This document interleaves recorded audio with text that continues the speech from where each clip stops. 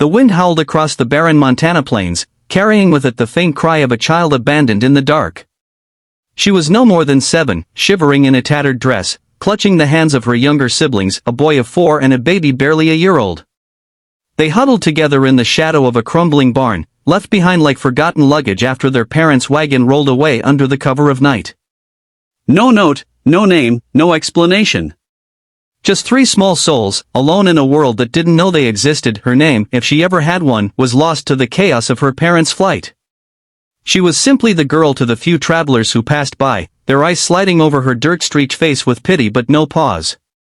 The siblings survived on scraps of bread stolen from a nearby homestead and sips of water from a muddy creek. She taught herself to hush the baby's cries with soft hums, to braid grass into mats to keep them warm, to tell stories of a world where they weren't invisible. But hunger gnawed at their bones, and the boy's cough grew sharper each night. She knew they couldn't last much longer. Miles away, on a sprawling ranch dotted with cattle and wildflowers, Eli Tanner was a man hardened by years of solitude. At 40, he was a widower who'd buried his wife and infant son a decade ago, their graves marked by simple stones under a cottonwood tree. The ranch was his world, its fences, its herd, its endless chores, but it was a world that felt hollow. He'd stopped praying years ago, stopped believing in anything softer than the leather of his work gloves. Yet, when he rode out one morning to check a broken fence line, he saw them, 3 small figures curled together in the barn's ruins, their eyes wide with fear and defiance. Eli's first instinct was to turn away. He wasn't a savior, he was a rancher, and children weren't part of his plan. But the girl's gaze stopped him, fierce, protective, like a mother wolf guarding her cubs. She stood in front of her siblings, a stick in her hand, ready to fight a grown man if she had to. "We ain't yours to bother," she said, her voice trembling but unyielding. Eli saw his late wife in that fire, his son in the baby's tiny fist. He couldn't walk away, yet he approached slowly, hands raised. "I ain't here to hurt you," he said. "You got names?" The girl hesitated, then shook her head. "They didn't give us none," she whispered. Eli's heart cracked, just a little. He offered them food, warm bread and milk from his own kitchen, and a place to sleep in the barn for the night. The girl didn't trust him, but the baby's weak cry made the choice for her. They followed him, wary as wild animals. Days turned into weeks. Eli didn't know how to care for children, but he learned. He carved a wooden spoon for the baby, mended the boy's torn shoes, and listened as the girl told halting stories of a life spent running, always running. She was smart, he realized, and brave in a way that shamed him. He gave them names, carefully chosen. The girl became Clara, for clarity and strength, the boy, Samuel, for resilience, the baby, hope, because she needed it most. But names weren't enough. The townsfolk whispered when Eli brought them to church, their eyes judging the orphans and the man who'd taken them in. Was he a fool? A saint?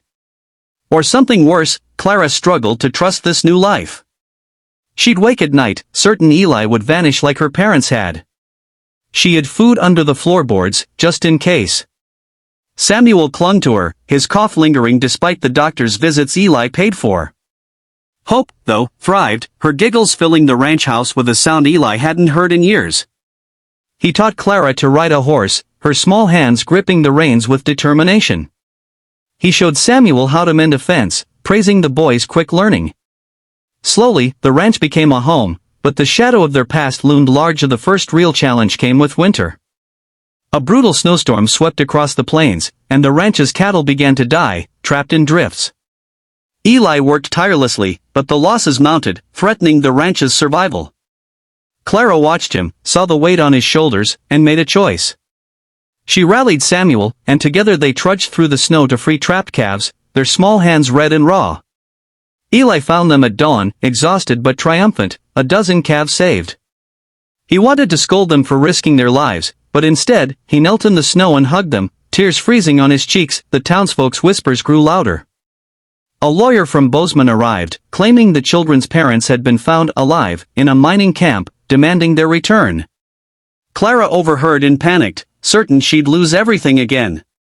She planned to run, packing a small bundle for her siblings, but Eli found her before she could leave.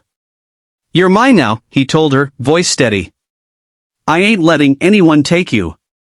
He fought the legal battle with every cent he had, hiring a lawyer to prove the parents' abandonment.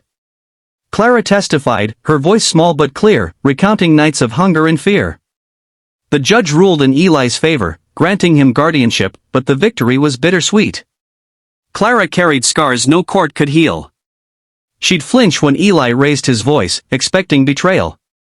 One night, after a nightmare, she crept into the kitchen where Eli sat with his coffee. "Why'd you keep us?" she asked. Eli looked at her, his own grief mirrored in her eyes. "Because you're my family now," he said. "And family don't give up on each other." He told her about his wife and son, how he thought his heart was buried with them until she and her siblings came along. Clara cried then, for the first time since the barn, and let him hold her. The final challenge came when Samuel's cough returned, worse than before. The doctor diagnosed consumption, a death sentence for many. Eli sold half his herd to pay for treatment, moving Samuel to a sanatorium in Denver. Clara and Hope stayed behind, helping with the ranch, their worry a constant ache. Months passed, each letter from Denver a lifeline. When Samuel finally returned, frail but alive, Clara ran to him, sobbing. Eli watched, his own eyes wet, and realized he'd do it all again, every sacrifice, every fight for these children who'd given him back his purpose. Years later, the ranch thrived, its fields green and its herd strong. Clara, now a young woman, rode alongside Eli, her laughter bright. Samuel, healthy and tall, worked the fences with a quiet pride. Hope, a spirited teenager, dreamed of becoming a teacher. They all carried the last name Tanner, a gift Eli gave them when he adopted them legally, sealing their bond. The townsfolk no longer whispered, they told stories of the rancher who'd saved 3 lost souls and found his own salvation in return. As the sun set over the Montana plains, Clara stood by the cottonwood tree, touching the stones that marked Eli's past. She wasn't invisible anymore. She had a name, a home, a family. And she knew, deep in her bones, that no matter what storms came, they'd face them together.